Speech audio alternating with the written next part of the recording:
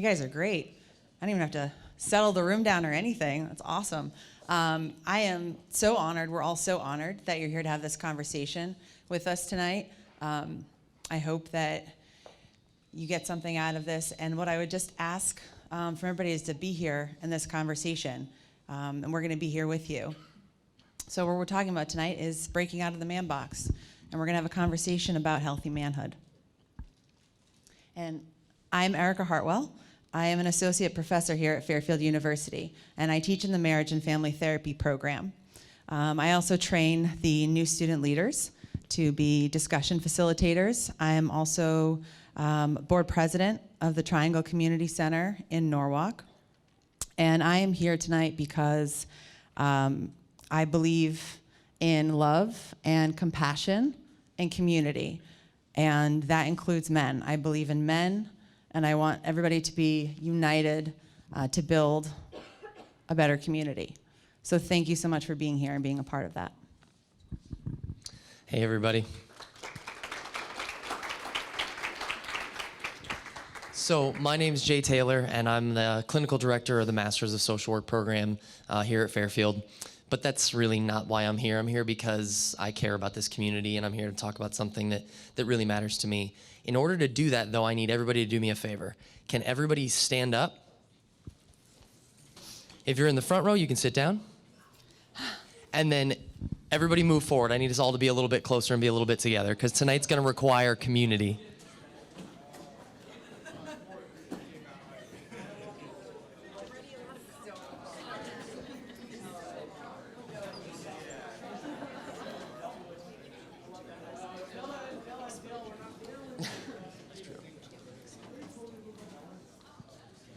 Thank you, thank you.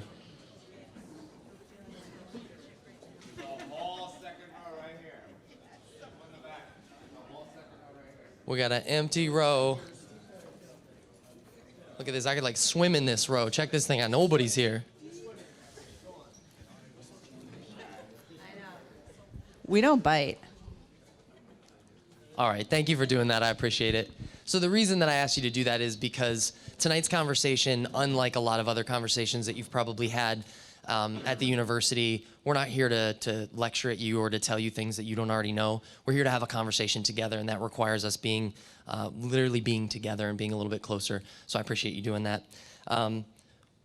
What we want to do is really just get people talking tonight, and I'm gonna launch into some specifics about that a little bit later. But first, we want to keep going with our introductions, and we're gonna introduce our next speaker. There's gonna be three of us, four of us doing this thing tonight. Here's Josué. Thank you. Good evening, everybody. Let's try this again. Good evening, everybody. My name is Josué Argüelles. I'm a community organizer originally from Los Angeles, California, but based in Brooklyn, New York. And I've been doing this work for a few years now, engaging in conversations around healthy masculinity, but also finding ways that collectively we can start to prevent and break the cycle of gender-based violence. Right? So this is an issue that really matters to me at the heart for personal experiences, but also because it impacts communities of color, communities that I identify with, communities that I come from. So I'm really honored to be here and not talk to you, but talk with you. So I hope that you all are able to push yourself and challenge yourself tonight to be a little uncomfortable. Right? Because these conversations are necessary. And I thank you for even taking the time for being here this evening.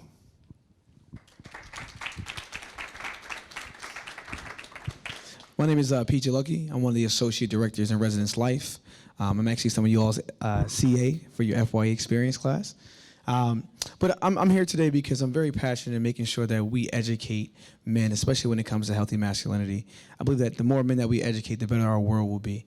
Because when you look at different stats, you see that sometimes men, sometimes, we do different things that don't benefit the world. So again, I'm very excited for our speakers and our facilitators. Thank you all for coming.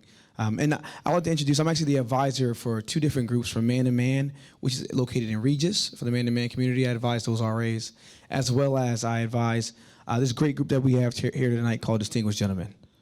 Distinguished Gentlemen, y'all can stand up.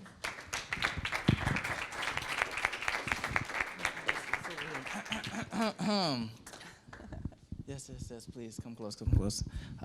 Thank you for the applause, everybody. Thank you. How's everyone doing tonight? Great. Come on, a little bit better than that. How are we doing tonight? Great. There you go, that's better. My name is Patrick Settiati. Most people call me Patty. You guys can call me Patty. I'm a senior communication major. I do a lot of things on campus. I'm an RA in 42 Langeth Ignatian Leadership Residential College. Senior admission fellow for the admissions office. I work at the Quick Center, and I'm the president of Distinguished Gentlemen. And if you guys don't know what Distinguished Gentlemen is, why don't we do a little count off? So on 3, we're gonna do this little cool thing, you'll see. So on 3, ready? 1, 2, 3. We are distinguished gentlemen committed to justice, unity, and discipline. Thank you guys, thank you. Give a round of applause for my boys, come on. So, I bet you're wondering what's Distinguished Gentlemen. Distinguished Gentlemen, or DG for short, it's a club on campus that tries to promote healthy masculinity through our pillars, justice, unity, and discipline. That's what we kind of said in our mantra over there. So we host various events. Last year, we had a rally against domestic violence, bringing up that issue and kind of like getting the conversation going. And then in March, it's Women's History Month. So we host like a Women's Appreciation Dinner for female student leaders on campus. We also do mentoring and tutoring for elementary students in Achievement First in Bridgeport. So if you guys want to know more about this, our meetings are every Wednesday, BCC 206. It's the rooms down there. I don't know how to describe it, kind of like near the mail area. But Wednesdays, 4 o'clock to 5 o'clock, we have our meetings every single time there. And the reason that we're here is because we believe that we as men, as human beings, can make a change. And we hope we can help inspire some people here and plant the seeds over here. So I'm really excited to be here. Thank you again.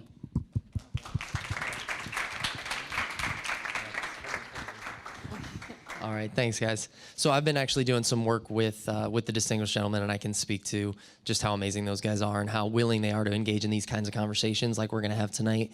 What they do really, really well is they get vulnerable, they get honest with me, and that takes a lot of bravery, that takes a lot of courage.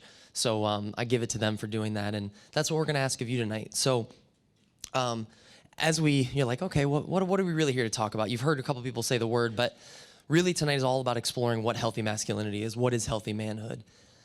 And having these conversations, they can sometimes be uncomfortable. It's going to pull you out of the space that you're used to talking about. It's gonna put you in a place where you might not feel like you know a lot about what's going on. You might feel like you definitely do. But either way, if you leave here feeling a little bit uncomfortable, that's okay, because that means there's space for growth. There's a place to create some change, and that's really the goal for tonight. What we want to do is sort of get men off of what we call autopilot, because as guys, I know for myself, sometimes we just kind of coast along in life, doing things the way we've always done them. And tonight is just about shedding some light on something so that we can actually start to think about it and get off of autopilot. And the main goal for tonight really is just to simply get people talking. So if by the end of the night, nothing else happens, but people start having conversations about what healthy manhood looks like, how it can show up and how it can make a difference in people's lives, then we've accomplished our goal, right? So I just wanted to give you that as a roadmap so you can see where we're headed with these kinds of conversations tonight. And there's gonna be times where we're talking about really difficult things, and it might feel like you're being blamed or indicted, especially the folks in the room who identify as male.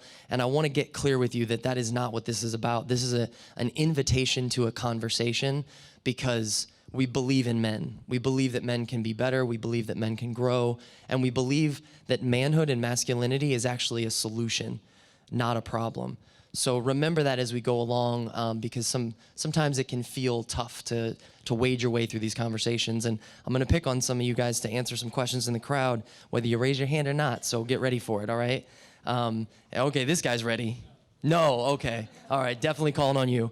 So when we do that, just get ready. It's okay if you don't have answers. It's okay if you don't know what's going on. We're going to figure it out together, all right? So we're going to dive into a little bit more about healthy masculinity, but before we do that, in order for this conversation to work, we need to lay some ground rules and create some group agreements. So Josué is going to do that for us.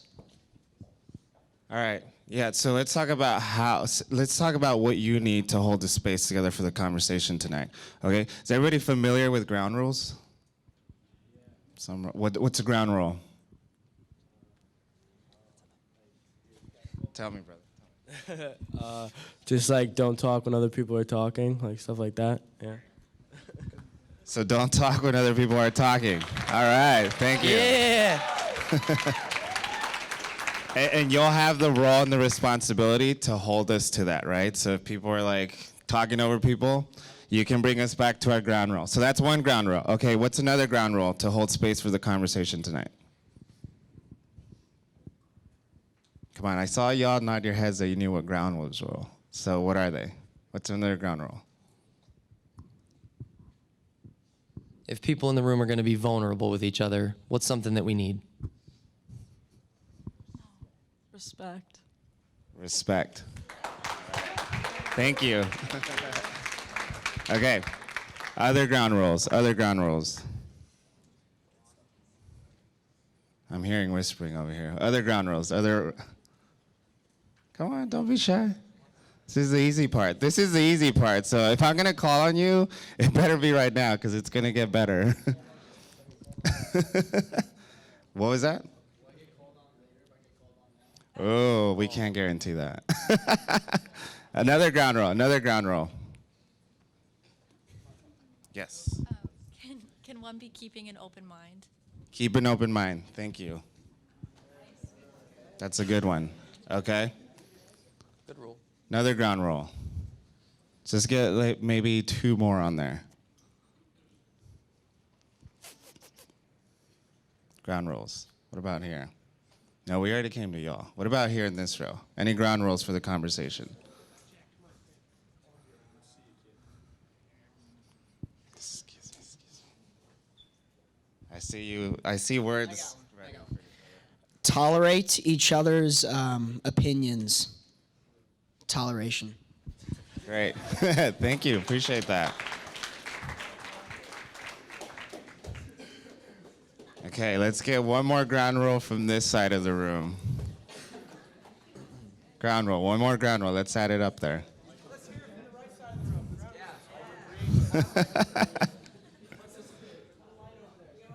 Where?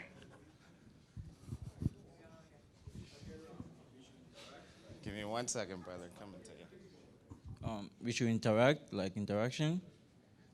Interaction? Yeah, like get engaged, like we should talk, like don't just sit in. Participate. So get engaged, participate.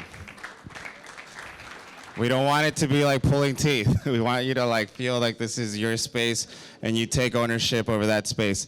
One that I will add that's really important because of the nature of the conversation is that if somebody is engaging and somebody is being open and vulnerable to sharing specific experiences or histories about their life, then let's make sure that these stories that are shared stay in this room, but that the lessons from that story you take with you, okay? So stories stay, lessons leave.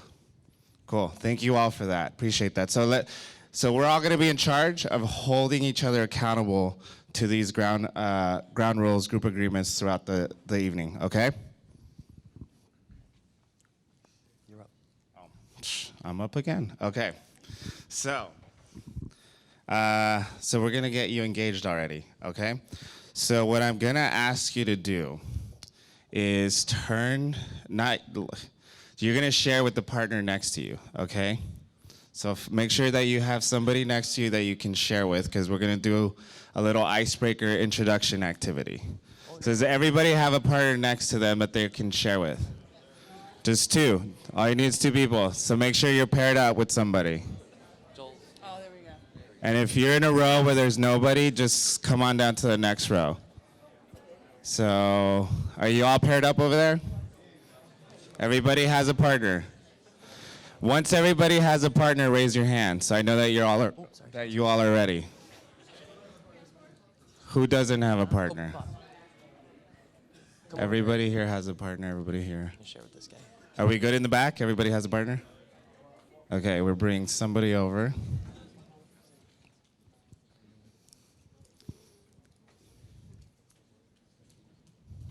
Okay, we're all good? Okay, so we'll give you about a minute and a half, and this is what I want you to do with your partner, and take turns sharing.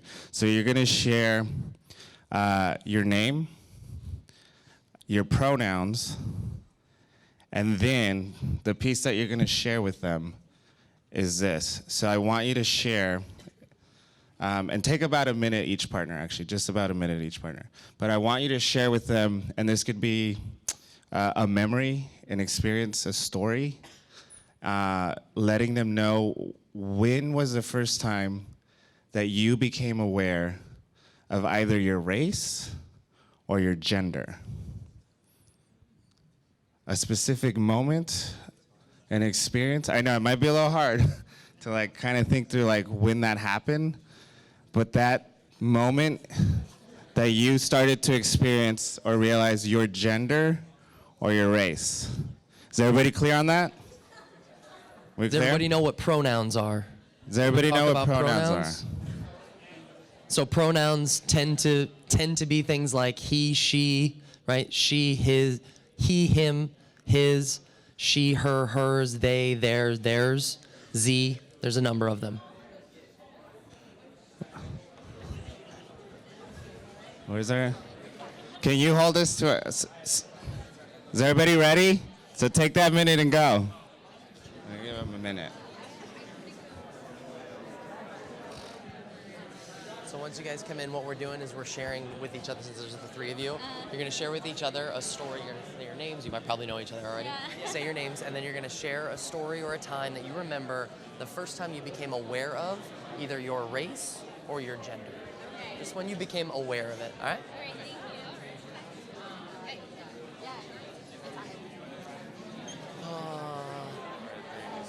These guys coming in? Yeah, I'll tell them. All right, guys, so what you're going to do is you're going to share with each other a brief story. Oh, my bad, okay.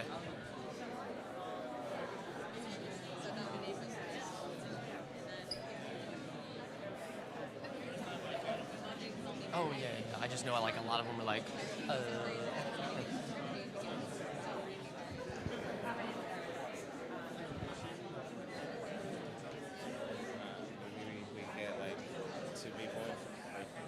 to share? Two little groups or two couples. Should we get one group of men, one group of women, or two groups of men? Maybe just one group? Just one group of men? Like men. Okay. So I'm gonna go over here and get a group of guys. Or no, I'm gonna go over here and get a group of guys. You wanna get a group of girls? If you haven't switched yet, switch to make sure your partner shares.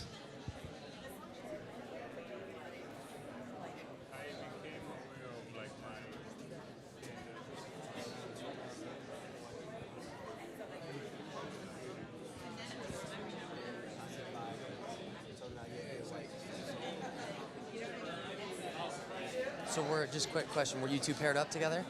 Would you guys be willing to share your story? Because we would like to have a man and a woman share. You guys can do it.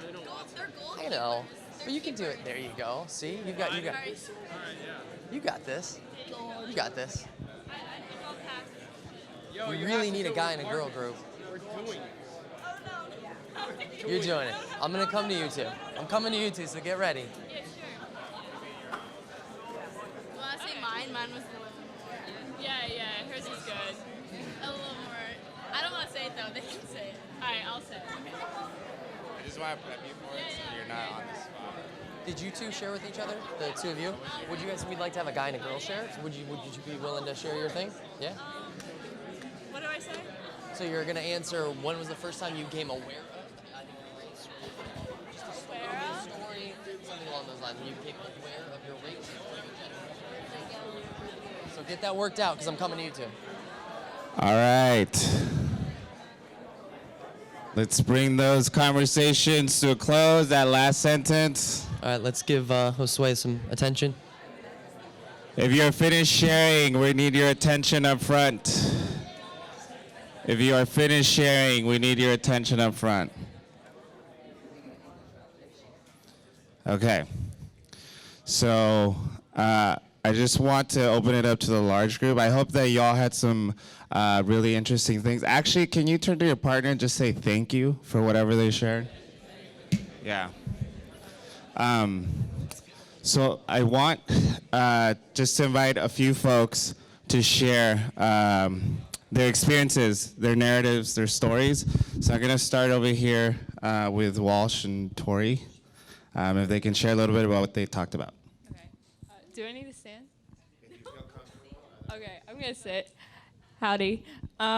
So we all just kind of talked, and so my friend Alexandra here, she when she first really realized the empowerment of women was at the Women's March in New York City, and yeah, we were just talking about that. Yeah, give it up.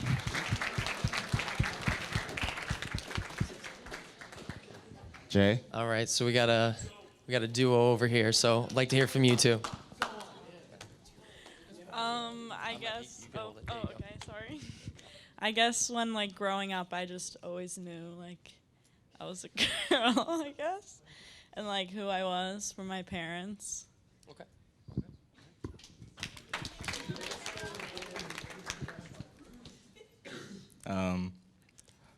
I kind of have to agree. Ever since I've grown up, I've kind of felt like I was a guy, so I've been a guy. So that's when I knew.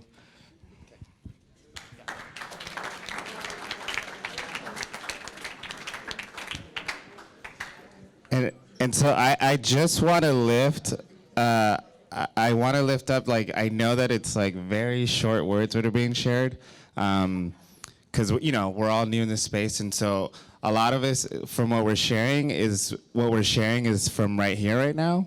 Eventually, what we want to do as we progress with the conversations through the night is that you share from here, from your heart, okay? Because a lot of us, I'm feeling it, are sharing from right here, right now. So what we're pushing you and challenging yourself to do is share from your heart, okay? And so this is why this space is important, right? Because these spaces are often not allowed for these conversations. And so just hold this as sacred space right now, that we're having these conversations and that you all are even giving yourself the opportunity to learn and grow and have these spaces collectively, okay? So I'm handing it over to you now. Thank you. So I just want to comment on something Josué said about this idea of moving from our heads to our hearts. I know that as a man, the way I grew up and the way I was taught is I wasn't really taught to build that bridge between my head and my heart. And that's what we're trying to do tonight is just build a bridge, right? To try to learn that they can be connected and that there's a lot that can be explored in that space. So we're gonna ask you to try to attempt to do that tonight. And I know that's not always easy. So here's some of the reasons that we're here to talk about healthy masculinity. And we'll dive into what healthy masculinity actually looks like very soon. But when we talk about healthy masculinity, what we're talking about is that when individuals embrace healthy masculinity, what we see in the world is that it promotes equity, it promotes justice, diversity, and I know these are words that you hear all the time, right? You go to a Jesuit university, you're hearing this all the time. What does equity actually mean? What does equity mean for you? Equality. Okay. All right. What does equity mean for you? Equal rights. Okay. So equal rights is a part of it. Does anybody else want to add to what equity is? What is it when we talk about equity?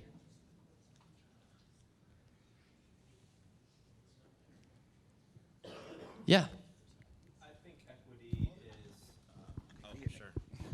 I think equity is anything of value, anything that brings wealth and fortune into your life. Thank you. All right. Healthy manhood, when we embrace it, what it does is it automatically and inherently promotes individuals speaking out. And what I mean by speaking out, it means developing a voice, being able to speak to the issue. And I think we all know that one of the things that we don't talk about, especially men, is manhood. Have you ever, as a group of men, gotten together to just talk about masculinity?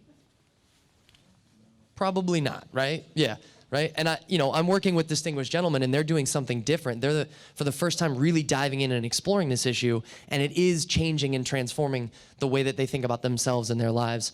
Would one of you guys share maybe just a brief snippet, 30 seconds, how healthy masculinity has changed your identity or your life in some way?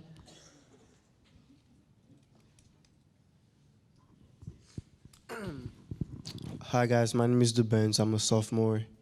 After learning about healthy masculinity, I've been able to open up more the saying that men are not supposed to show emotions. It's okay to show emotions. So I've been able to open more. I've learned that it's okay to ask for help and open up to other men.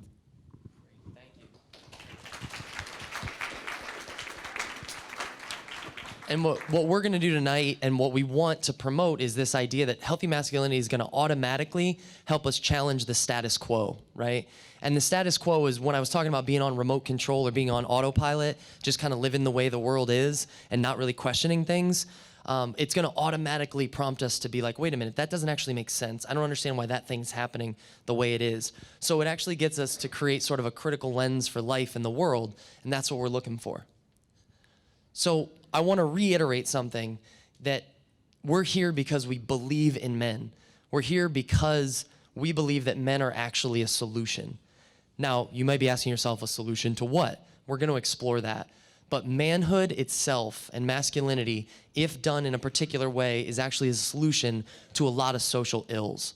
Does anybody in the room know who Gloria Steinem is? All right, I'm not going to go down that story then.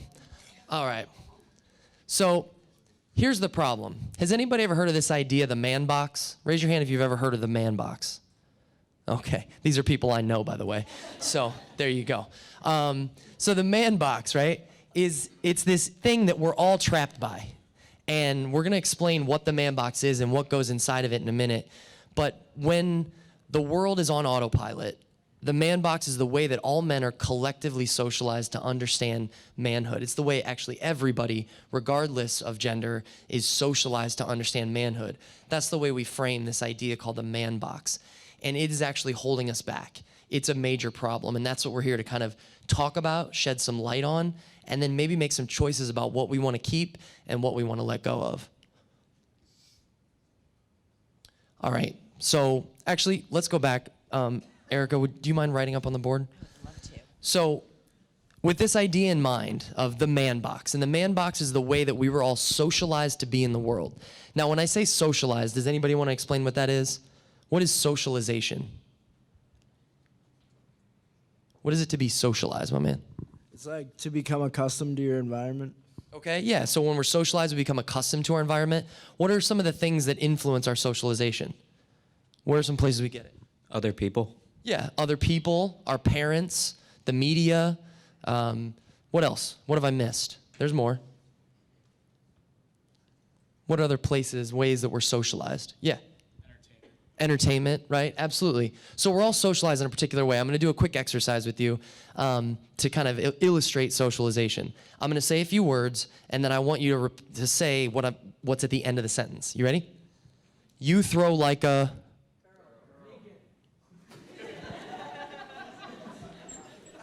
First time. You can do what you want.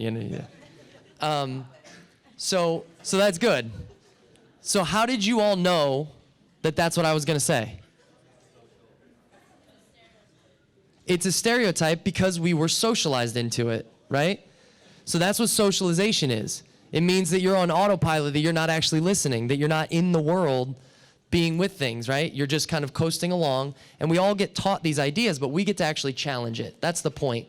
So when we talk about socialization, this is the collective socialization of men. And I don't necessarily mean just you, right? Because you might have grown up in a different kind of home where you were taught different things, right? And you might have grown up with different parents. So I'm not necessarily assuming that it's you, but when we talk about the collective socialization of men, we're talking about it all over the world, regardless of race, regardless of class, regardless of ethnicity. There's sort of a way that men are all taught to be men, and when we understand what it is to be a man. So I'm going to put it out to you. When we talk about this idea of the man box, what do you think goes inside of it? What are the things that let us know that somebody is a man? What are the things that we know? A man has to be what? Go ahead. Fearless. Be a provider. Be fearless. What else? What about you? Yeah. Brave. Probably not a vegan in your mind, right? Yeah. What else? Meat eater. Yeah, there we go.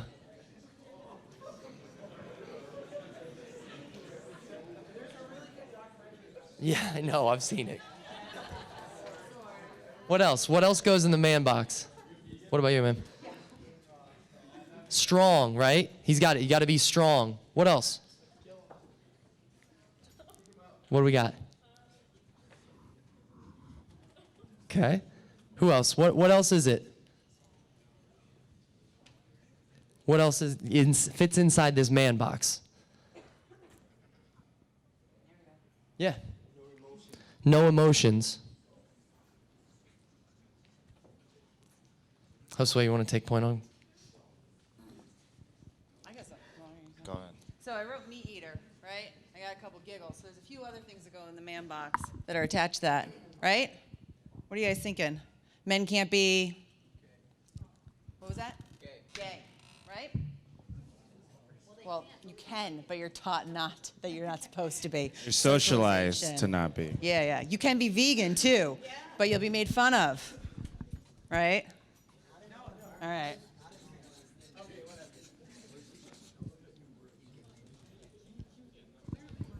What else? We're doing really well. There's a lot that goes in this box, though.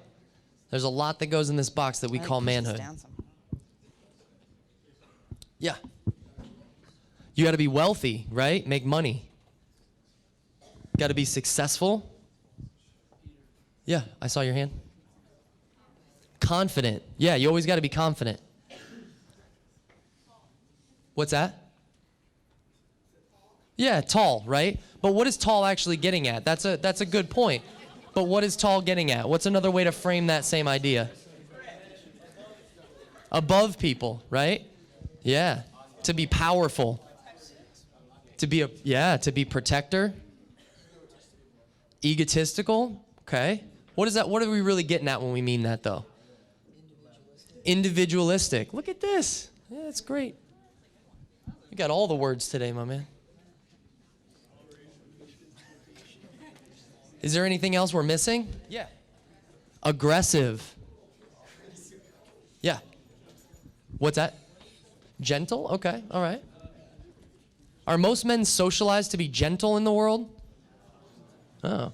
There might be a parallel box, right? And there might be a way, I think when we talk about being a good man, we talk about the idea of being gentle. But I think the way we're generally socialized is that men aren't taught to be gentle. Gentle in the like gentleman kind of thing. Oh, okay, so chivalrous. Yeah, chivalrous.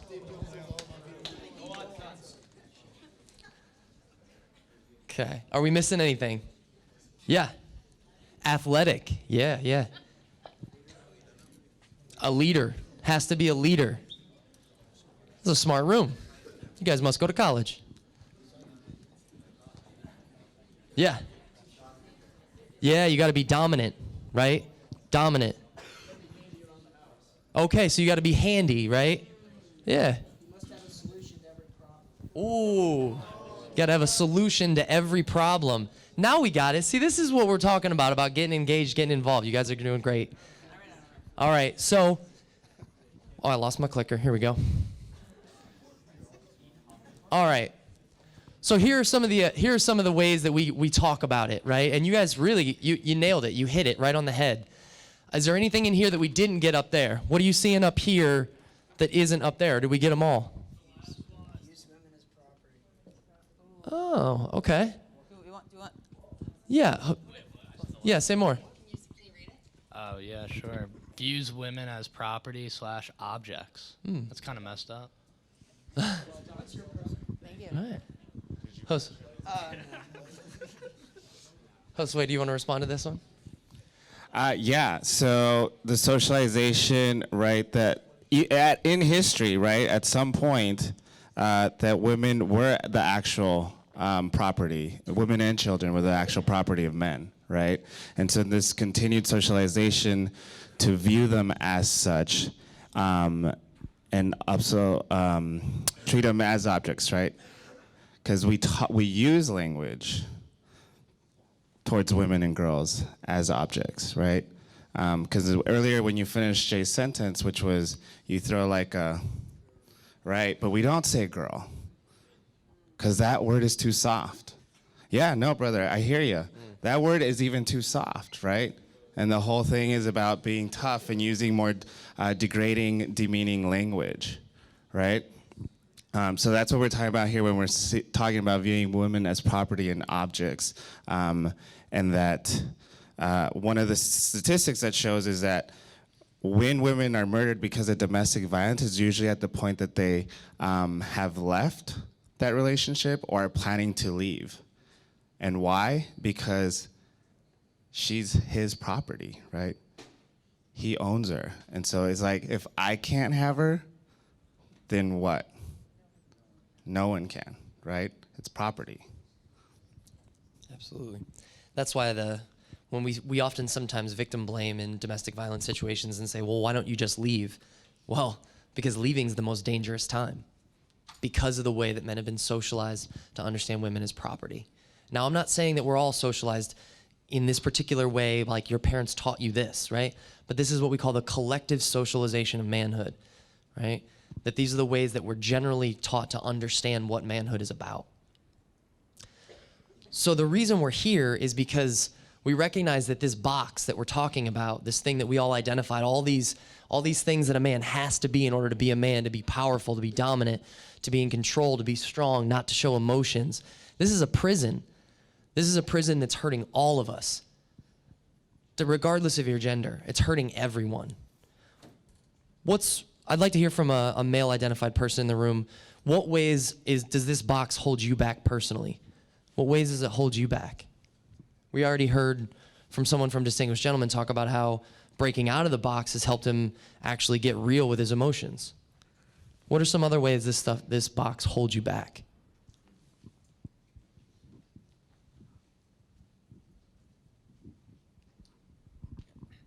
I think having successful relationships with your partner and or family members. So your relationships were held back; they were more limited inside this box. Okay. What else? What are some ways that this box limits us as men?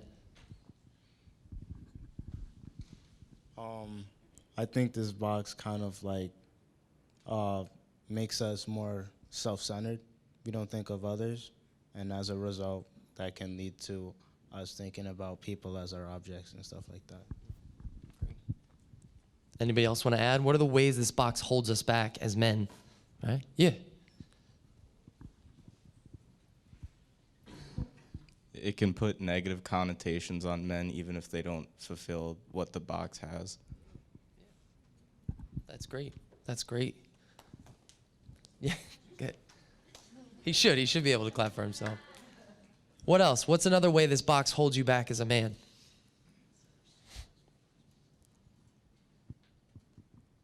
Can I come to you?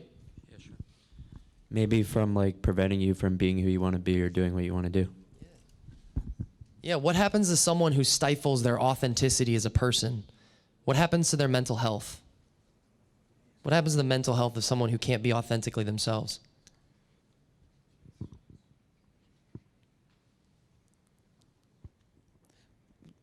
What happens? It gets messed up. Like, Yeah. ruined, I guess. Your mental health gets messed up. What's that? He said it's stronger the first time, but I had him scale it back. a Oh, little. got it. Yeah. Yeah. What All else? that. What else happens to your mental health when you can't be authentic?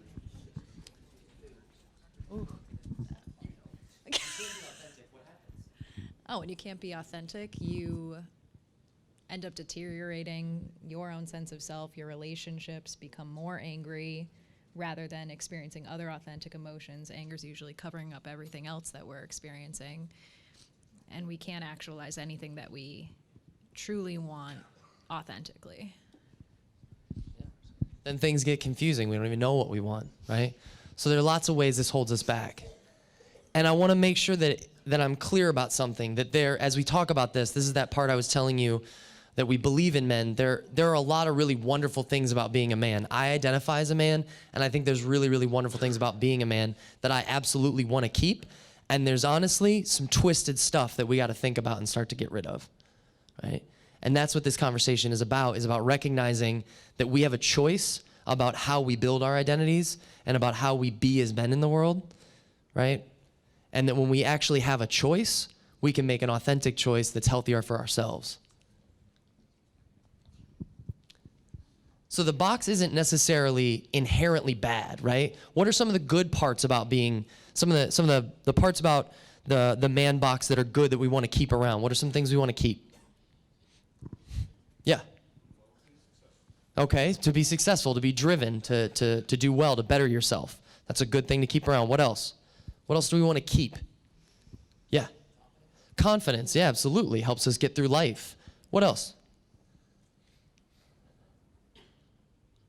What else do we want to keep about the box? Yeah. Being strong, absolutely. There's nothing wrong with being strong. There's something wrong with being strong at the expense of other people, right? There's also nothing wrong with being a protector, right? But what could be problematic about taking on a certain type of protector role? Yeah. What's that? If it's not you. Say more. For example, like wealth and success is something positive. But like if in some circumstances you cannot be wealthy, you know the saying, who wears the pants out home? So like that could have a negative impact on you. Okay. Or like if you're not able to provide financially and be successful as a man. Okay. Do you want to respond, Josué? Yeah. So there's two things that are coming up with what you're saying. One is gender norms, right? As who is the provider in a household, right? Whether it could be the man and the woman. And then the other thing is around expectation. So what you all listed here, right? Everything here about what a man is, what we collectively decide a man should be. So then what happens when you can't meet all of these? Right? Because if collectively, as a society, we're saying this is what a man needs to be, needs to show up as, so then what happens when you don't meet one of those, or two of those, or three of those? How would that make you feel? I'm just going to call on people here. Yeah. Oh. Like you're failing? Like you're failing? How else would it make you? You just don't feel like a man. Here, brother. How would it make you feel? Not good. Not good, right? So you don't meet those expectations, and that like failing, not good, not feeling like you're man enough, or even human, your whole self, then has real impacts, right? Someone was talking about the mental health impact.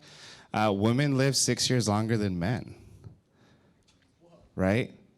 Men are dying, and it's actually already been studied that men are dying because of stress-related illnesses, because all that anxiety, the depression that comes with it, with not fulfilling this whole role, and then not being able to express or talk about it, or like talk to your brothers about it, to your friends about it, then it's just all like, sitting here. And it's actually causing us men to die at an earlier age, right? Yeah. So it's a real impact. We also know that men commit suicide at a rate of 4 times that of women, and the way that they attempt suicide is significantly more what? Violent. It is actually more effective because they're using what? Guns. Because what do men turn to when they feel like they don't have anywhere to go? They go to the box. And what's one of the tenets of the man box? Violence. Whiskey, alcoholism, absolutely. We turn that violence on ourselves because we don't have anywhere to put it.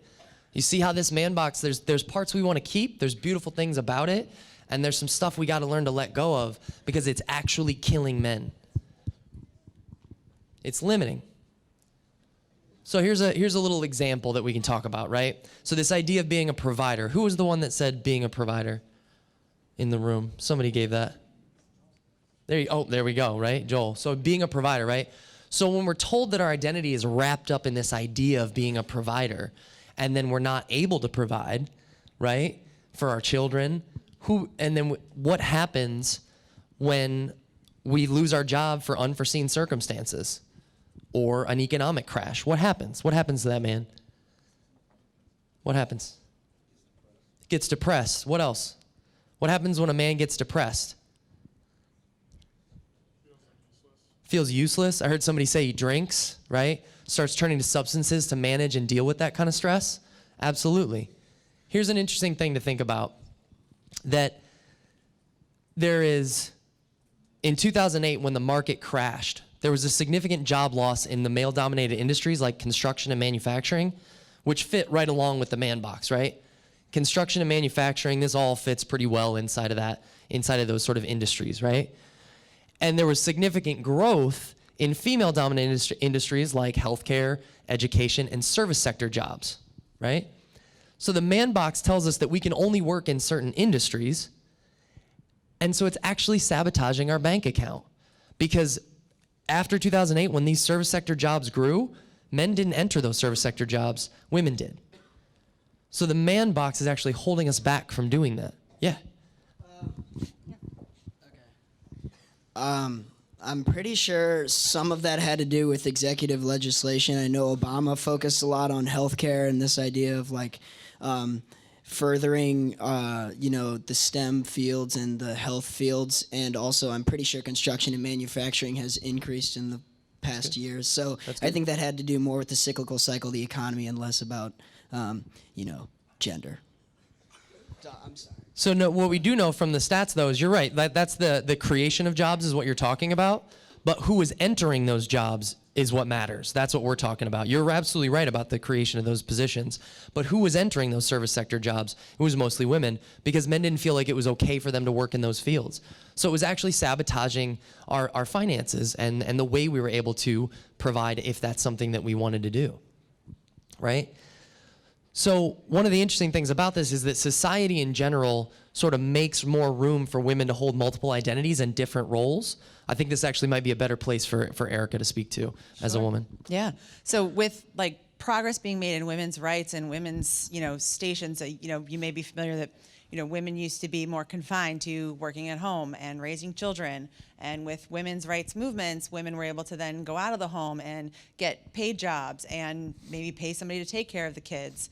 So there's some flexibility, right? You can be a CEO, you can wear pants, like do things you couldn't do before. But we did not, when we really expanded the roles of women and allowed them more flexibility in what they wanted to do with their life, we didn't expand the options for men too. So when we said to women, all right, you want to go out and you want to be a CEO, great, we support you. We didn't then say to men, oh, you want to stay home and raise the children? Great, we support you. Those kinds of roles are still shameful, still taboo for men. We don't give them the same kind of flexibility because we have this very rigid notion of what it means. So women got a little more flexibility, which also came with a lot more work, because most women are then the CEO and still raising the kids, because we didn't say to men, yeah, you can go ahead and do that too. So we kind of just put more on women, but keeps holding men back too. The point that we're getting at here is what we're talking about around healthy masculinity, and the Manbox specifically is holding everybody back. It's harming everyone. It's not just men, it's not just women, it's not just non-binary folks, it's everyone, right? This is affecting everybody. So here are some questions. What are some things that we want to keep about manhood, right? So a couple people talked about keeping strength and keeping, wanting to be successful and to be sort of driven. Those are all great things to keep, and those are specific. But let's think about what are the things to keep sort of as a category, right? Well, the things that we want to keep in the Manbox that are working are the parts that allow us to grow as a person and as a partner. So what might be one of the pieces of manhood that we want to keep that helps us grow as a person and as a partner?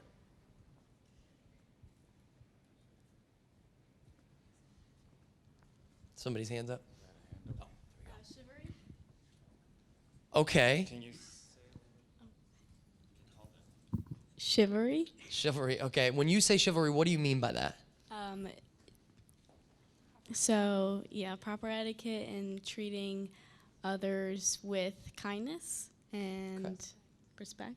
Okay, so kindness and respect. I can get down with that. Chivalry is a whole kind of separate conversation we could have later. I don't know if we'll have time for that tonight, but absolutely, I'm with you on the respect piece, 100%. I mean, I'm wearing a shirt that says that giant letters, so yeah. What else? What are some things that help us grow as people and partners that we want to keep? John J. Lacrosse, what you got?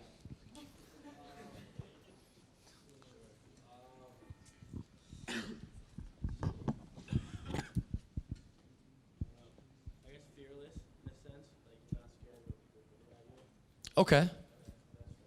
So that's good. So there's a piece of that could be good to keep. Yeah. Yeah, if we're just fearless all the time, that could be problematic. But if we're fearless in being who we are, that's a great thing to keep around. Absolutely. Think about it as the parts that create and promote human connection. So there are a lot of parts that we're taught about manhood that create and promote connection. We want to keep those kinds of things around. And also the things that help us improve as individuals and as people, not just as a man, right? There are certain ways that we might want to try to improve as a man, and there are ways we might want to try to improve as a person. But if we take the gender piece out of it and we just want to be better people, those are the kinds of things we can keep around, like strength and courage. Okay. So here's the things we might want to get rid of. Josué, you want to take this? Where'd you go? There you go. I'm here. So we want to uplift the healthy aspects of manhood, of masculinity, right? But there's also some pieces up there that are absolutely detrimental, not just to our health as men, but also to those around us, right? Our friends, our loved ones, our community. So what are some things about being a man that are just not serving us well anymore? And we know that. What are some things we can toss out?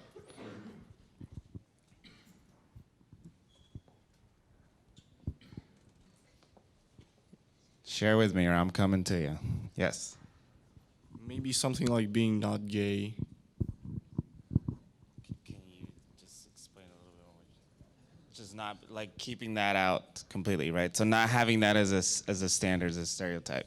Thank you. Let's see, someone over here. We haven't heard from. Yes. Not having emotions. Not always being dominant. Great. Thank you. These are great. Anybody in this back area over here? What else do we want to toss out? What are some parts we want to toss out? I don't know. Not sure? I'm not sure. Still on remote control. It's all right. You get off of it soon enough. Come on, Dylan. You got this. Let's go, Dill. I think it's really important to cry. Okay. Yeah. To be able to let your emotions out.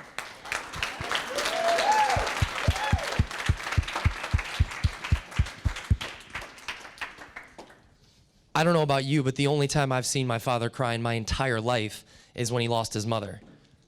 Never, ever have I ever seen my father show any intense, difficult emotion. And the moment he found out his mother died, my grandmother, he jumped into my arms and cried and sobbed. That was a man who's held this back his whole life. And I've been doing this work for a while, so we've been able to talk about it, and he's starting to finally open up a little bit. So things are changing. What else? What are some other things we want to toss?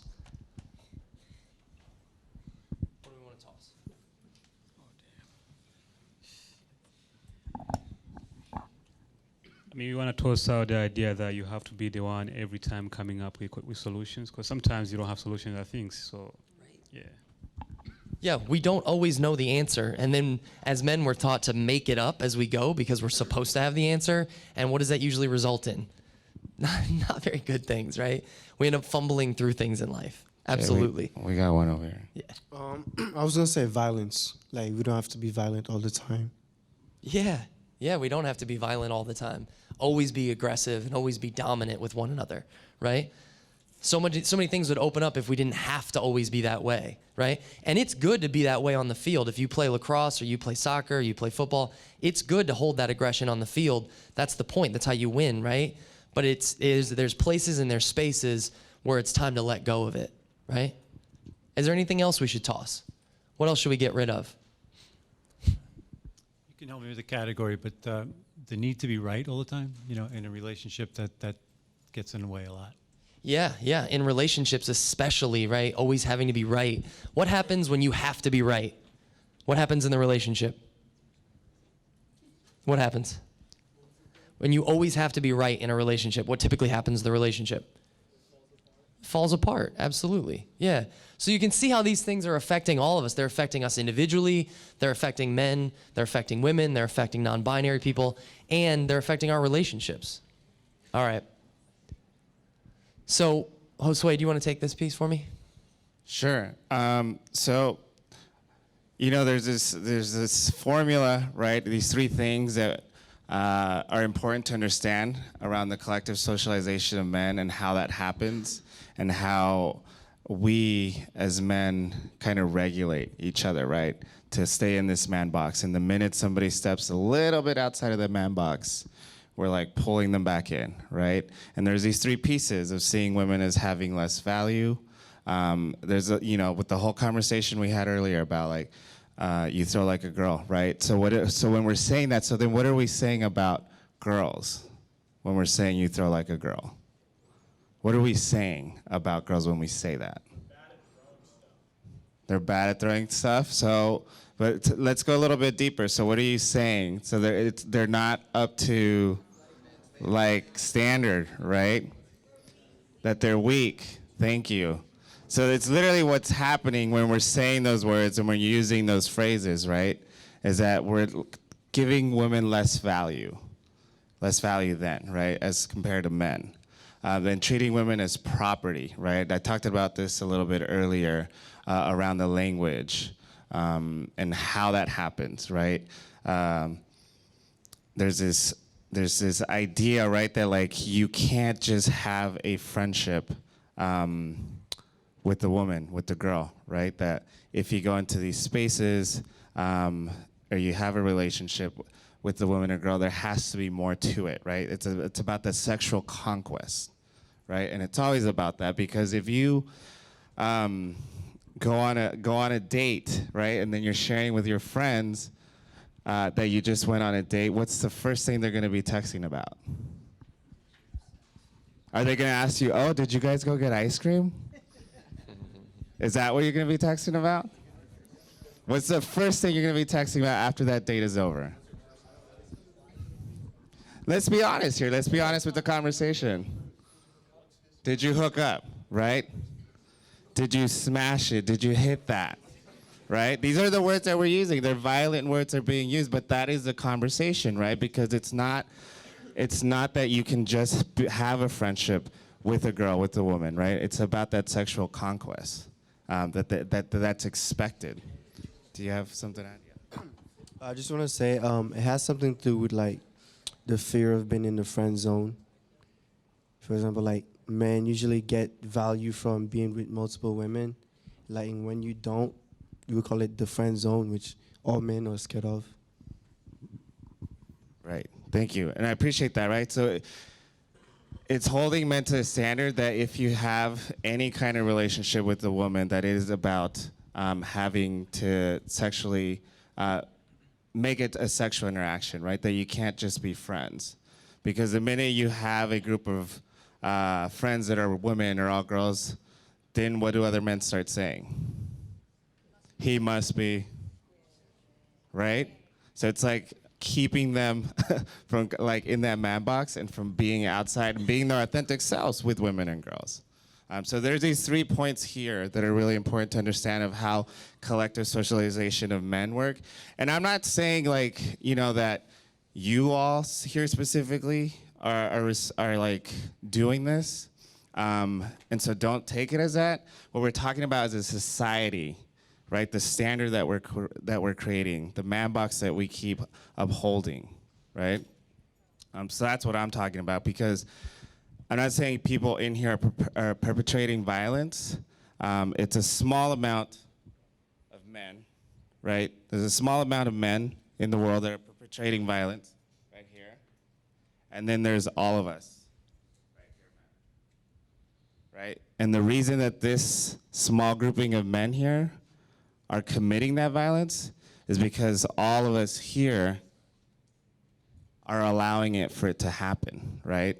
And when I say allowing it, I'm saying that when we see something or hear somebody say something, we're silent about it. We don't say anything about it. We don't do anything about it. So we're allowing that violence to continue. Absolutely. I just want to highlight a piece of what he said. And so Josué said the language that we use is we hit that, we smash that, right? And there was an eruption when he said that, because we were uncomfortable with talking about the honesty of the way that men talk with one another, right? We don't want to actually show the world, because there's these unwritten codes, rules, and regulations about being a man, codes of silence that maintain and create this violence. So as soon as he says that, the whole room erupts and I don't know how to deal with that because we don't talk about it. We don't get real with the way that we use these words. Let's think about that. When somebody says, I hit that, hit is violence. That is an object. There's no humanity in that exchange. None whatsoever. These are the subtle ways that we do this in language with each other, where we perpetuate these ideas with one another. And I know that it's really easy to say, well, I don't say those kinds of things, so I'm not a part of it, but we're all a part of it, right? We're all a part of the issues that we're dealing with, and we're all a part of the solution, right? So language matters, and thinking about these kinds of things really matters. And I just want to add, too, to what Josué said about this idea that men's identities are built at the distance of the experiences of women and girls, and that to have any kind of a friendship with a woman that isn't involved in some way in some kind of a sexual conquest or pursuit is seen by other men as odd. That only happens if we see women as objects and property. That has to exist in order for us to have those kind of relationships with one another, right?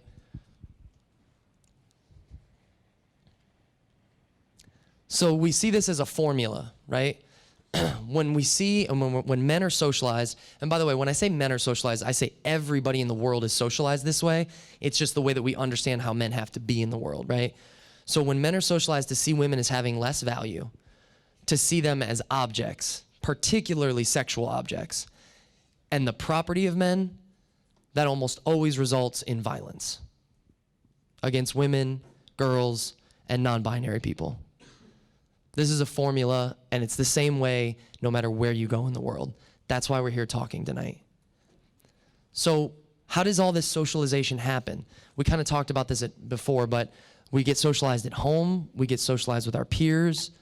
We get socialized in school, right? This is a school setting, also a peer setting. So we're being socialized right now as we talk each and every day. And we're socialized by the media and in the workplace if you have a job, right? And all we're asking you to do is look at it and see it for what it is. So here are some of the ways that we sort of raise our boys, whether that's in the home or elsewhere. We say these kinds of things, right?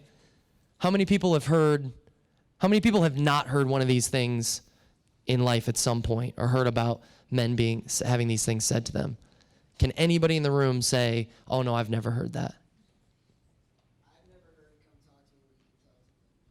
Okay. So you've never heard that personally, or you've never... Yeah, okay. Well, that's good. That's great.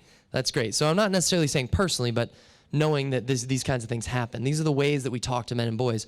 Man up, sack up, don't cry. Come talk to me when you can talk to me like a man. Grow a pair. What are we saying? What are we really saying? Just like Josué gave you the example of when you say we throw like a girl, what we're actually saying is something else. What are we really saying when we say grow a pair? What's that? That you're soft. And so if you're calling somebody soft, what are you kind of getting at there? That they're acting like a woman, or that they're being weak? Because the one thing that a man is never, ever, ever allowed to be is weak. It's the one thing we're not allowed to do. That's why men associate vulnerability with weakness and being less than, and femininity. It's all associated together. These are the ways that we collectively socialize one another. And I will take ownership of the fact that I've been a part of that process.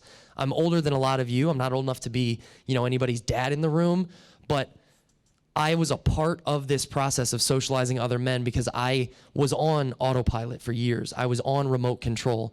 And I got to be honest with you, the people who got me off of remote control, do you think it was other men? Who was it? Women who cared about me and saw me as better, saw that there was more in me. And that's great, and that's amazing for me, and I'm so glad I had that experience, but it's time for men to take on this emotional labor of talking to other men. It's not on the backs of women to keep doing this to try to change men. It's up to us now. So that's why I'm here, because I believe in that process. So what does the media teach us, right? So when we talk about media, what do I mean by media? What does media mean? Television, newspapers. What are other sources of media that we're socialized through? Instagram, so social media. What else? What's that? Yeah, Twitter's one. What's that? Movies, yeah, right? Music, right? These are all forms of media, right? And these ways that we're taught misogyny, we're taught homophobia and heterosexism. I think most people in the room probably know what homophobia is. Heterosexism is a little different. Erica, do you want to explain heterosexism? Sure. So heterosexism, similar to the socialization of men, is the socialization that, like heterosexuality and being straight, is the natural way of being or the better way of being, and any relationship that isn't, a straight relationship between a man and a woman is not a legitimate relationship or not something to be taken seriously, something to be ashamed of. So here are the images we see of men. These are common, everyday images we see all the time as men. Right? What's being portrayed here? What are some of the things that we're seeing? What are some of the themes that we see in these photos, these images? These are all media portrayals of masculinity. What are we seeing? What's that? Guns. We're seeing guns, which is like violence, right? That's what we're getting at, yeah? What else? Greatness. Okay, so this idea that somehow being a man is equivalent to greatness. What else? Yeah.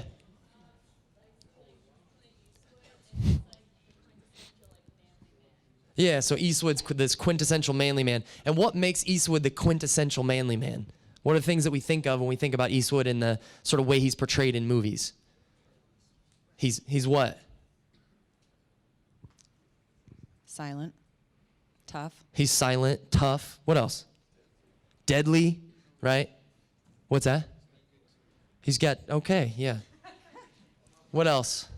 What are ways that we know that he's portraying this man box? He's confident. He's always confident, right? Here's more images. This is just one, right? I could do this all day. We could stand here for 2 hours. I can pull together images. Here's more, right? We're seeing the same thing again. There's one way that men are portrayed in the media. It's the same thing over and over. They're always dominant. They're always powerful. They're always in control. They always have the answer. They're typically really good at getting women, right? And not really that invested in the lives of women and girls, right? Not genuinely invested or interested, by and large. Here's some media images, right? So, not images, but lyrics and songs that we listen to. And we listen to music like this all the time. And I want to make sure that I'm saying I'm not indicting music, right? Music is a product of our culture. And I'm not telling you to stop listening to this music or these artists. You listen to whatever you want to listen to.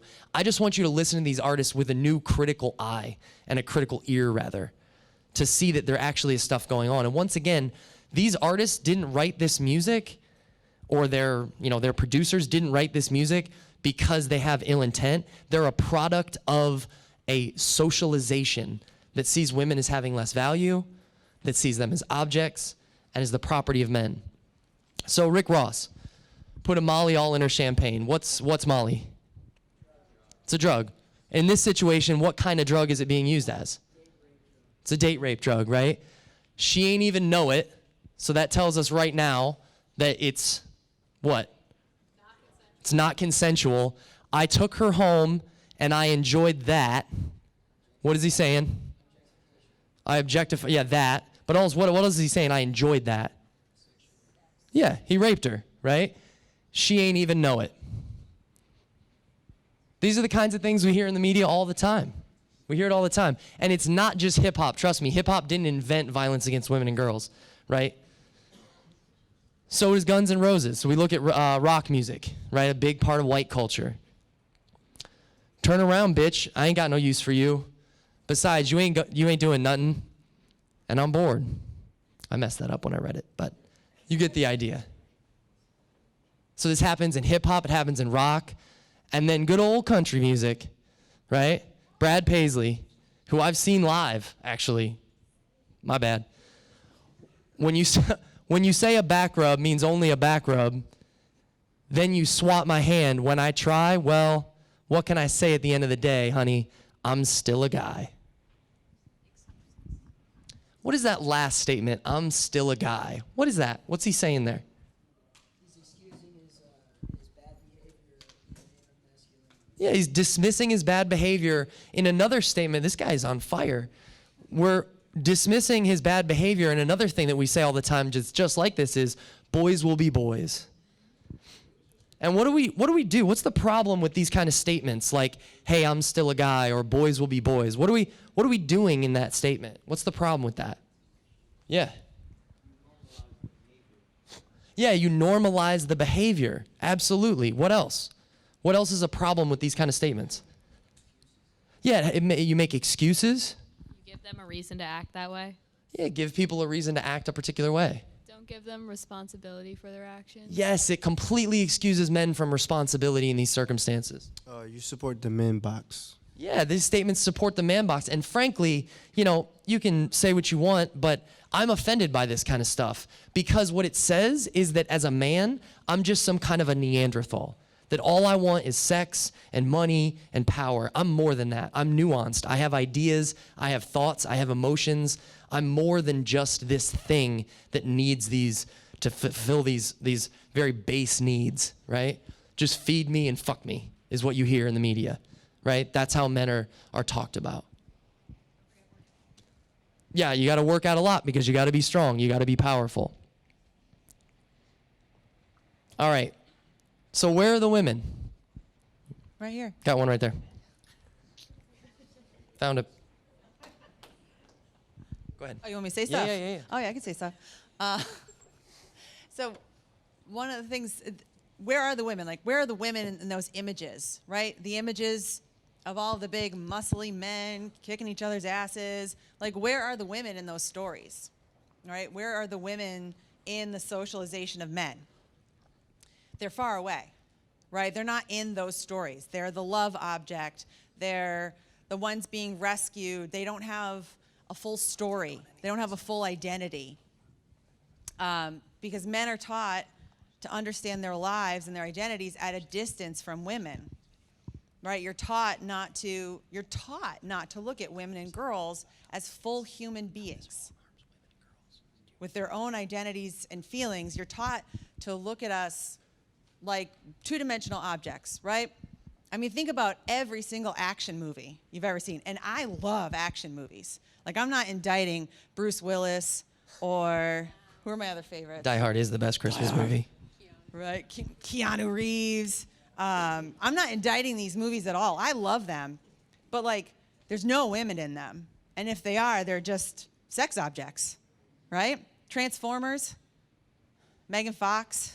Just watched that the other day. You might be dating yourself a little bit on that one. Yeah. Sorry. What's the new movie? We got to come up with fresh material. Okay. I really like 80s action movies, so that's the problem. Yeah. But women aren't seen as like full characters. You know, when women get hit on by men, like what are some of the things that men say when they're trying to pick up women? That ass. True. And sometimes no, you're right? And sometimes from like a moving car, right? So there's nothing that says you are an object to me than shouting about your body from a moving vehicle. No, hey, what's your name? What are you interested in? What do you do for a living? Right? No humanity in that. It's a distance, literally, moving car. Like you can't be further away. All right, we're going to skip the video. So here's where this wraps around to women and girls, right? Because the Manbox, we've talked about the way that it harms and holds back and limits men's lives, but there are real, honest life and death consequences for women and girls. We know that every 90 seconds, a man rapes or sexually assaults a woman in the United States. And every 12 seconds, a man physically abuses a woman. Here's the big one. Every day in the US, 3 women die from domestic violence. Do we know what the stats are on how many men are dying overseas in the military every day in Afghanistan and Iraq?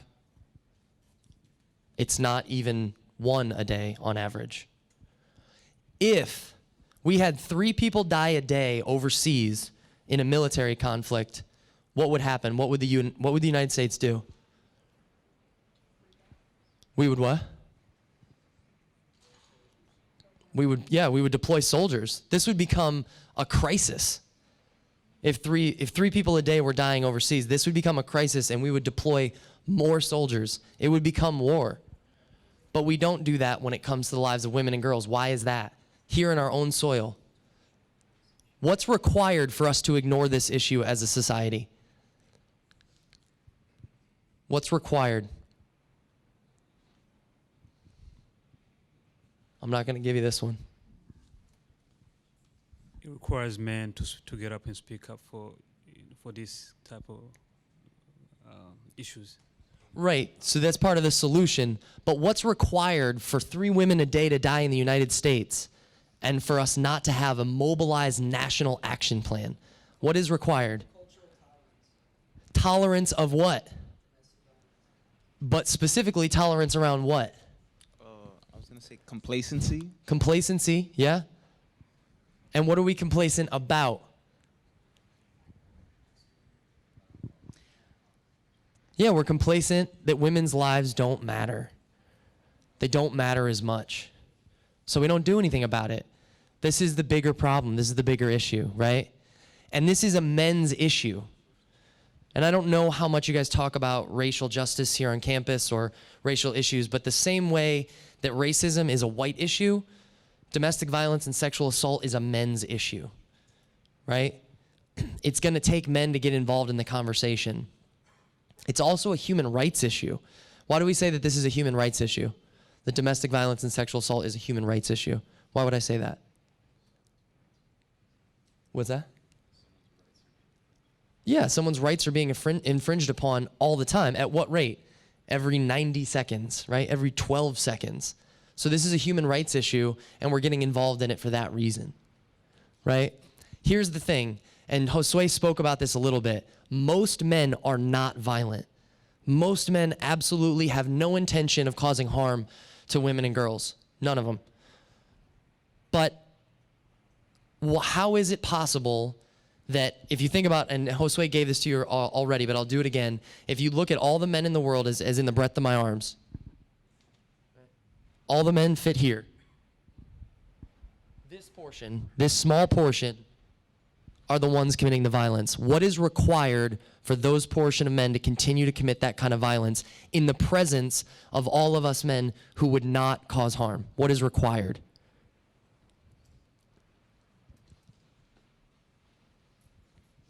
It's what you're all doing right now. Silence.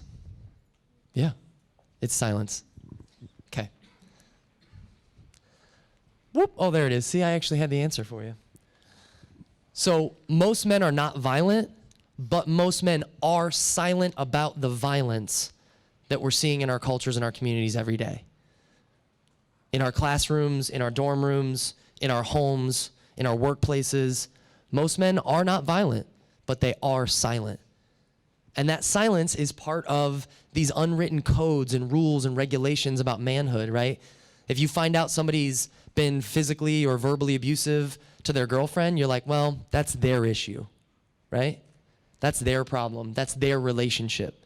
No, it's not. It's time for all of us, especially us men, to step up and say something. All right, we got a little video for you to watch.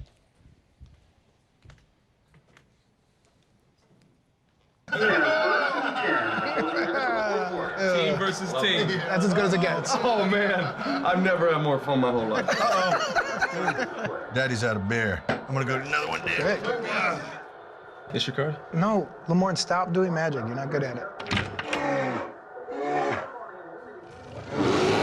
Guys! Oh, dude!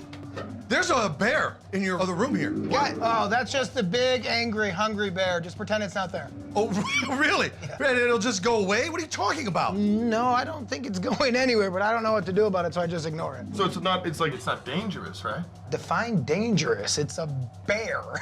But, you know, it's not gonna eat all of us. It only eats like 1 in 5s. I said only 1 in 5, so we're fine. That's a lot, man. That means one of us is gonna be eaten. Statistically. That doesn't mean one of us. It means 1 in 5 people get eaten. You're doing something about this, man. Hey, what do you want me to do about about it. You guys know the old saying, bears will be bears. That's not a saying. Lamorne, a bear will be a bear. So You can't just blame the bear, not when it's attacking 20% of the people who come here. 20%, I said 1 in 5. Yes, that's 20%. No, it isn't. It's 1 in 5, you math nerd. Let's pile on this guy. Dude, you gotta get rid of this thing. Or at least warn us that there is a bear in the other room, man. We gotta look out for each other. What are you doing? Hey, what happens between you guys and the bear is none of my business. Wait, how is this none of your business, man? 1 in 5 people are gonna get attacked by this bear! Guys, you're overreacting.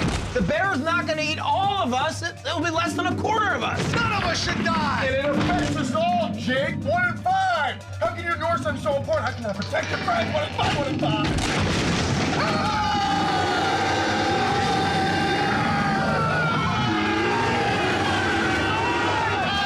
The majority is 5, and I don't want to deal with this problem.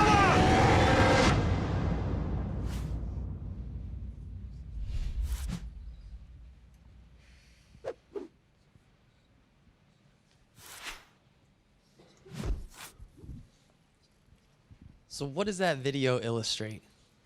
What are you seeing show up in that video that's relating to what we're talking about? Yeah, it's like it's their business, right? You heard him say that. It's not mine. It's statistically, it's not going to affect me, right? What else is showing up that we've been talking about? Yeah. Yeah, he said bears will be bears, right? Which is just exactly what we talked about. Boys will be boys. What else?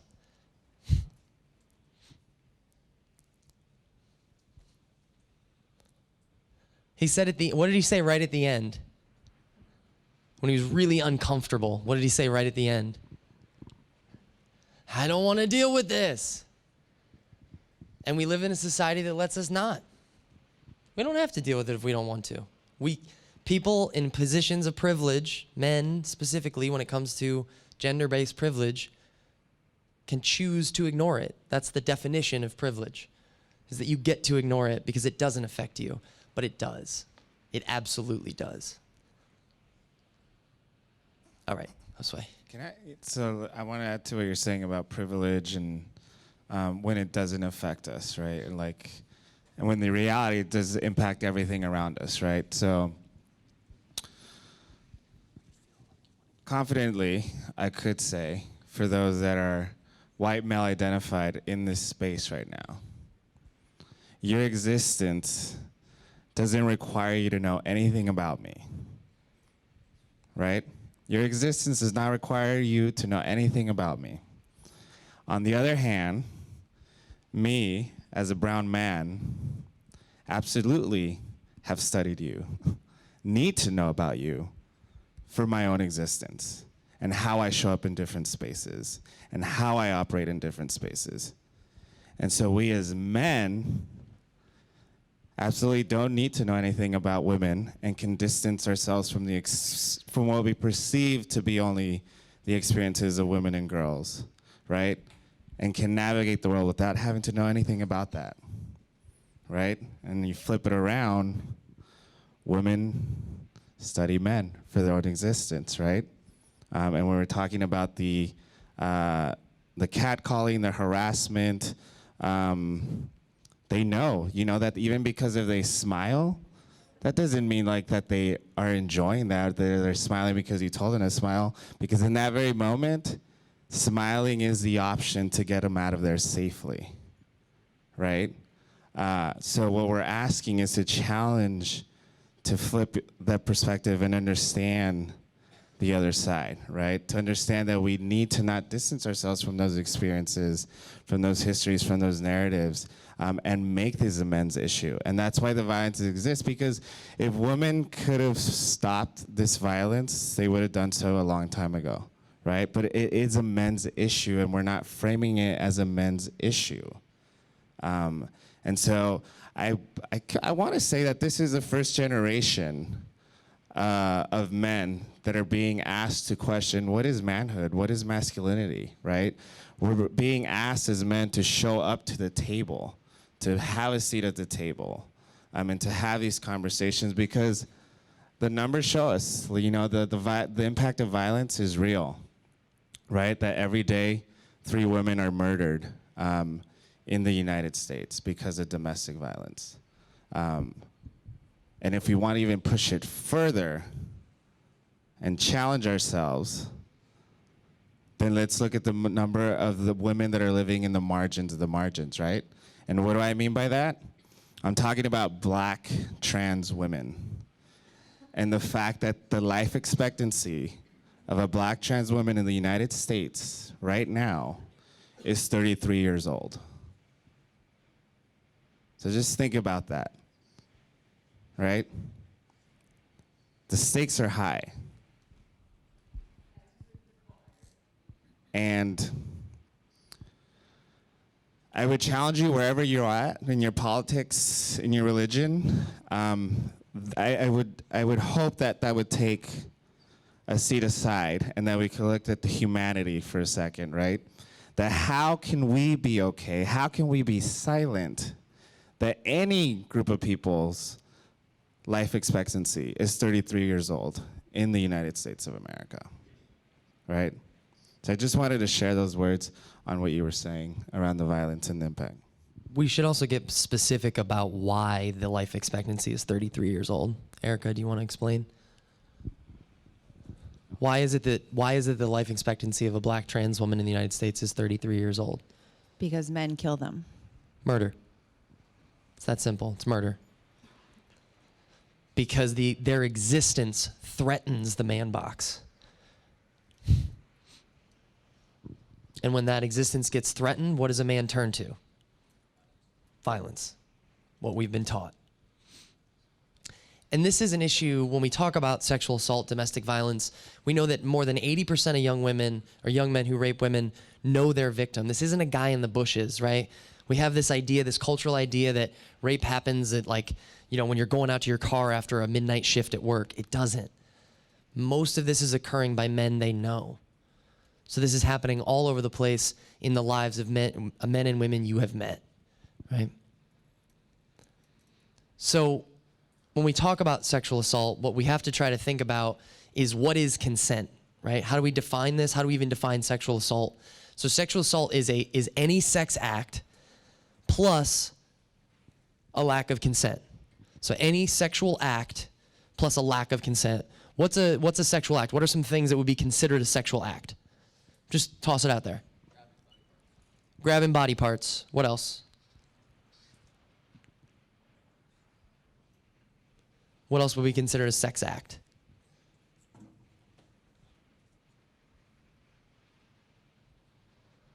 This is hard. It's hard to talk about this stuff. We don't have a language in our society to talk about it regularly and to feel comfortable talking about it. Josué, I see your head nodding. Do you want to add? Yeah. But I mean, this is all over media and television. What is a sexual act?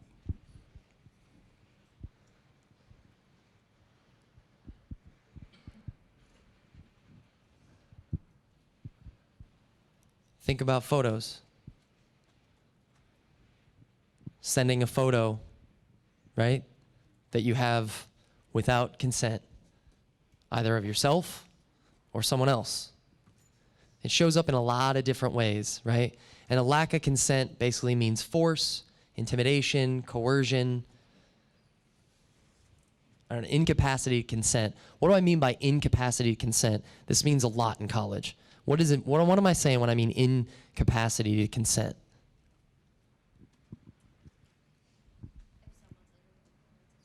Yeah, if someone's under the influence, right? You can't consent when you're under the influence. So a sex act plus a lack of consent when you're under the influence is a form of sexual assault. Now, I think I might know the answer to this right now because the temperature in the room changed just a little bit. But I just want to hear from you. I just want to get honest. As we're talking about this, as this is coming to light, how are you feeling? What's coming up for you?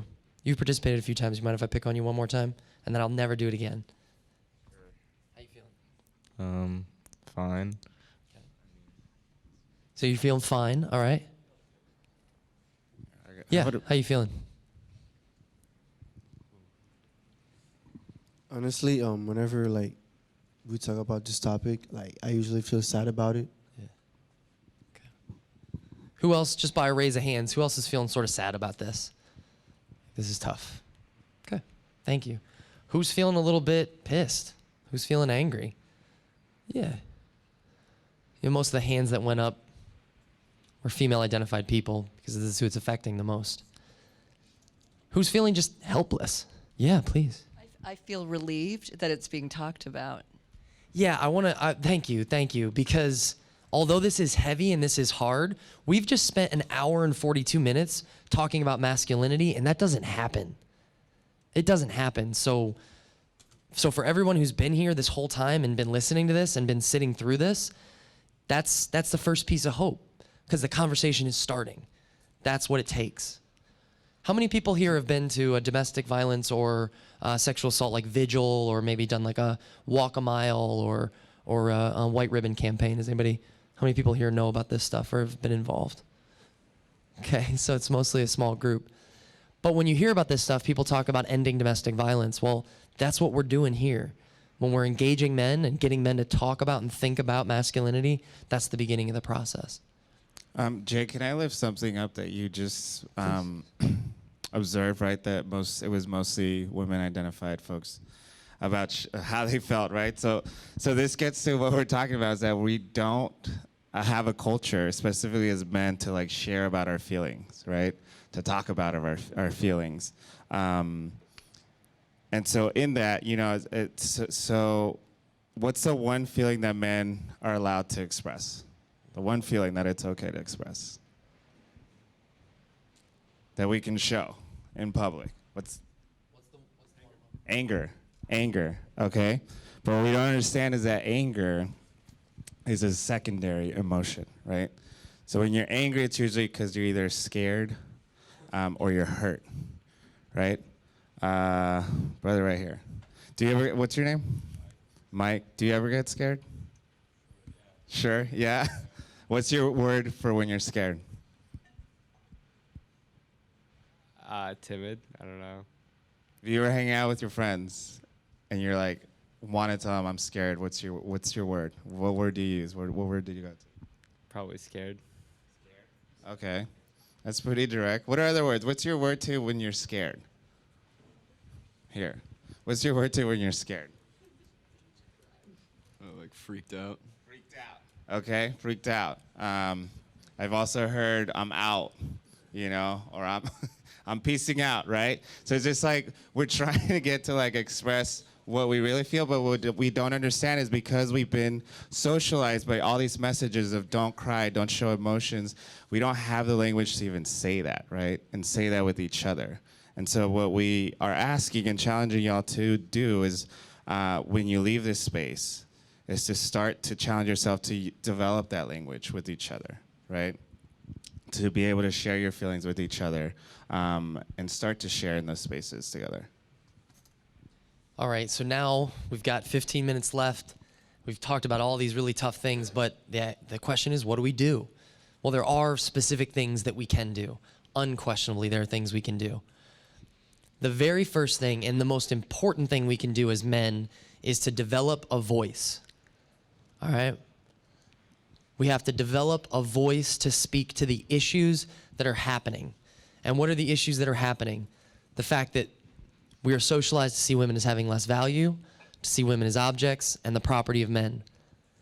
So, if you're going to develop a voice, we're going to do a little exercise here. I'm going to squeeze by you guys real quick. So, how many people in the room have, how many guys, I want to hear from male-identified folks, how many of you have a nephew or brother somewhere between the ages of 7 and 11? Raise your hand. Got a couple of guys? You got one? All right, so, yeah, you just kind of targeted yourself, my bad. So, all right, so you're sitting down watching TV. What's this guy's name? Jacob. Is your nephew, little brother? Cousin, okay. So you're sitting down with Jacob, your little cousin, you're watching TV and this ad comes on. So it's Katy Perry, she's holding some pop chips, says nothing fake about him. He turns to you, Jacob. What's your name? Thomas. He says, Thomas, what does that mean? What do you say? what I would I'd probably be like, yeah, they're objectifying her, you know, they're trying to sell chips because Katy Perry has, you know, large boobs. And, you know, when women have large boobs, you know, we tend to joke about, oh, are they real or are they fake? And Pop Chips are trying to be like, our chips are real, just like Katy Perry's boobs. Wow. What's your name again? Thomas, give him a round of applause.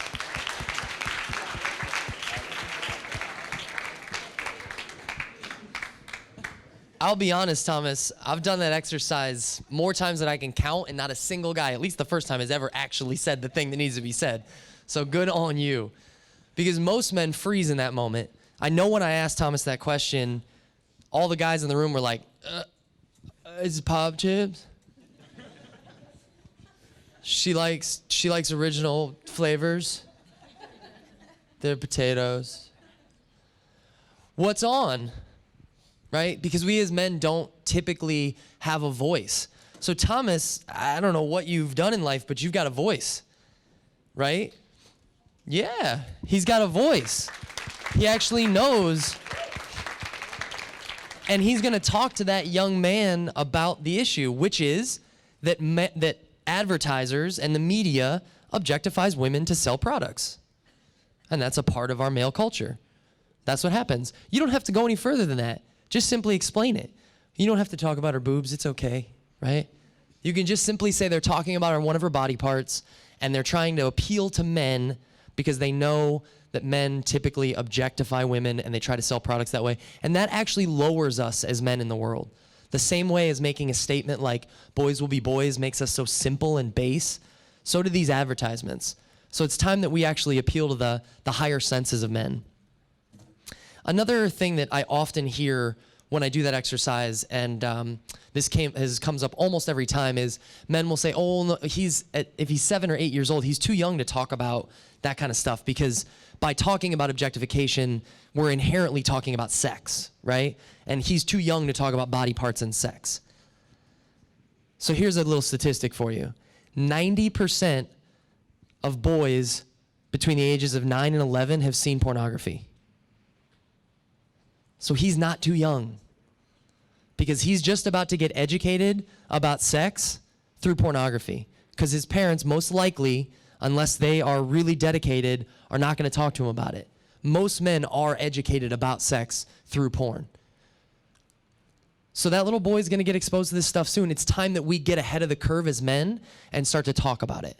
So if you develop a voice just to talk about what we talked about tonight, that will make all the difference in the world. That's the first thing you can do. The other thing you can do is something pretty simple, which is just simply practice respect. Here's a little video that shows you what that looks like. Hey bros, check who passed out on the couch. Guess what I'm gonna do to her?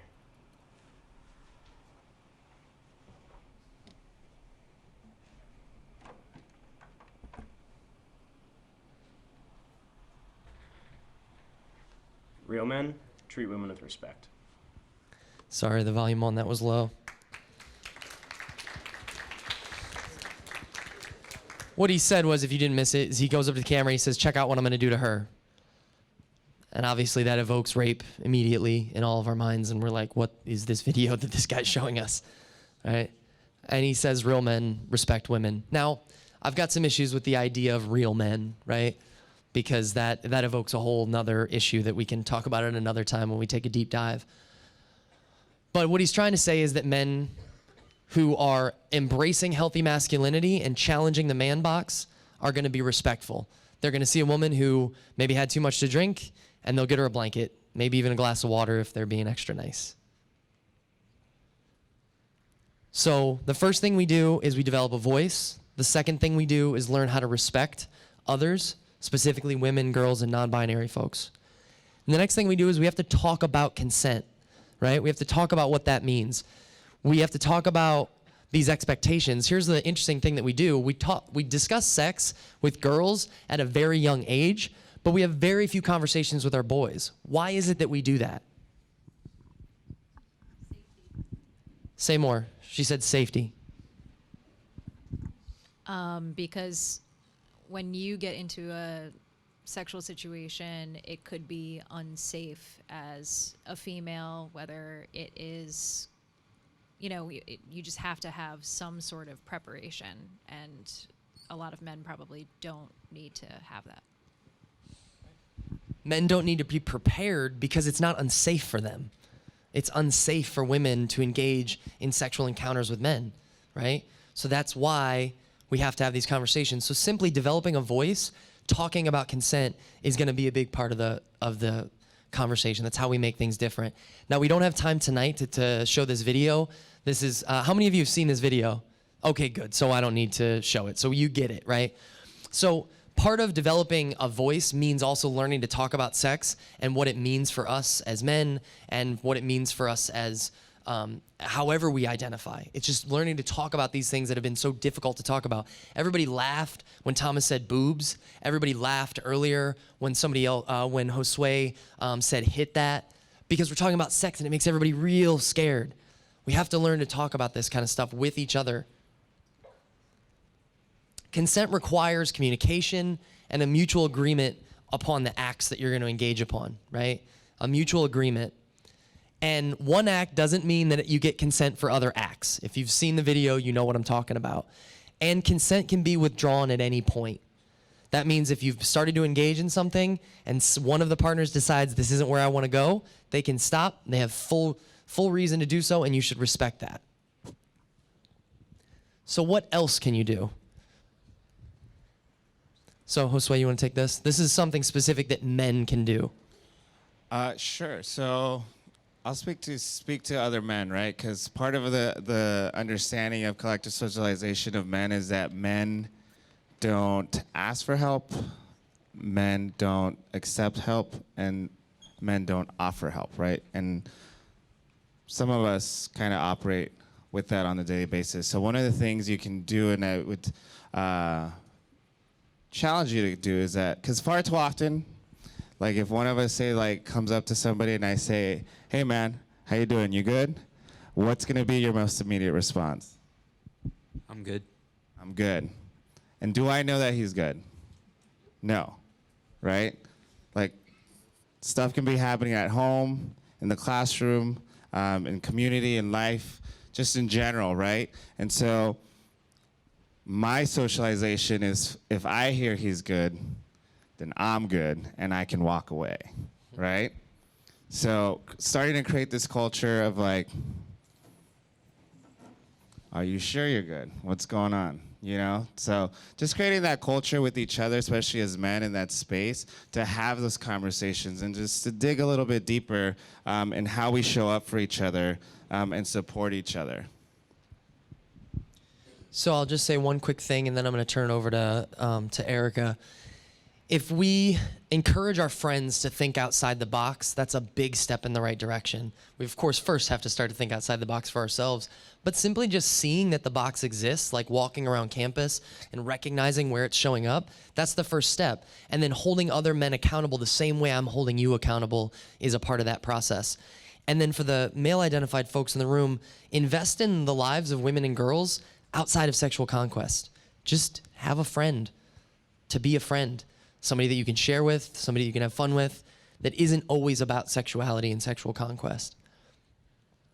And I just want to say some things that we can all do is we can all share Tony Porter's TED Talk. This is an organization called A Call to Men that I happen to be a resource trainer for, but that's not who I'm here representing tonight.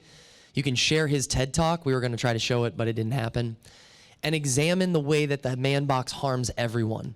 Start to think about how it's hurting and holding back and limiting everyone. So when the guys are together and they're making comments, challenge those comments. But remember that the same way we tried to invite you into a conversation tonight and talk to you honestly is how you should do it with your friends. Because if you just call your boy out on what he said, what's that going to do to him? If you call your friend out, what's he going to do most likely? He's going to get angry, probably get defensive, right? So this is about inviting other men, your friends, into a conversation and being honest with them about where you're at and where you think things should go. And you also have to listen to the voices of women and girls. When a woman tells you she's been assaulted, believe her. We don't do that as a society, especially when it comes to things in media. When we hear about like sports, you know, professional athletes doing something, they're like, well, she had something to get out of it. Just believe women. Just make that one small shift. Now, this is the last thing that I'm going to say because I want to hand it to Erica before we close.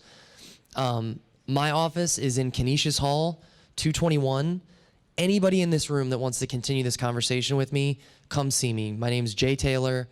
My email can be found in the Fairfield system. I'm here tonight, not getting paid any extra. I did this on my own volition because I care about this issue and I care about you and I care about Fairfield and the culture here. So if anybody wants to continue this conversation or just talk more and figure out what the heck this is all about, come to my office, send me an email. I'm here for you.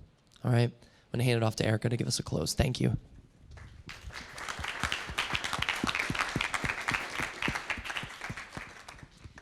The other thing I would encourage everyone to do, Jay talked a lot about inviting people into conversation and getting people to talk and share. And obviously that's what we were trying to do here tonight, was invite some of you into a conversation, right? We'll invite all of you, right? And some folks really jumped in. And for some of us, it was a little bit harder, right? We kind of hung back, pulled our hats down, crossed our arms, didn't want to participate. And that's totally fine. But what I would invite you to do is to just pay attention to that tonight. And as you leave here, pay attention to what conversations you're engaging in and what conversations you're shying away from. And what is that about? What stops you from being a part of this conversation? Is it something in this box? And what would it be like for you to be able to be in that conversation? And I'd like to close by asking any of our female-identified friends in the audience to think about, what would it be like for you? What would the impact on your life be if the men around you were embracing healthy masculinity? What would the impact be on your life if the men in your lives were having these conversations with each other? And I'd like somebody to share. One brave soul.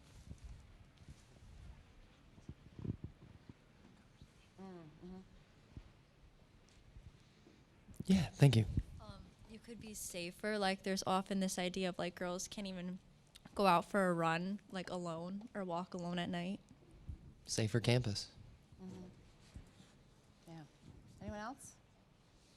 Anyone else? This is big. Like, this would be huge if the men in our lives were talking about healthy manhood. It would be huge.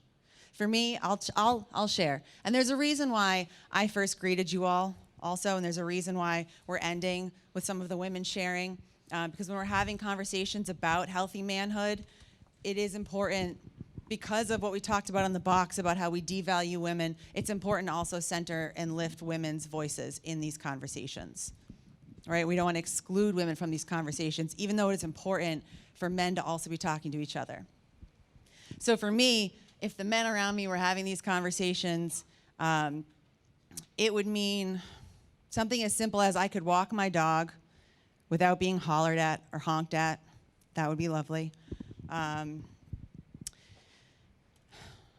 It would mean that when something hard is happening in my family, I wouldn't feel like I was doing all of the emotional labor for my father and my brother, right? It would mean that the first time I heard my father cry wasn't when he realized his wife was dying. Thank you all very much for being in this conversation with us, and I hope you carry it on.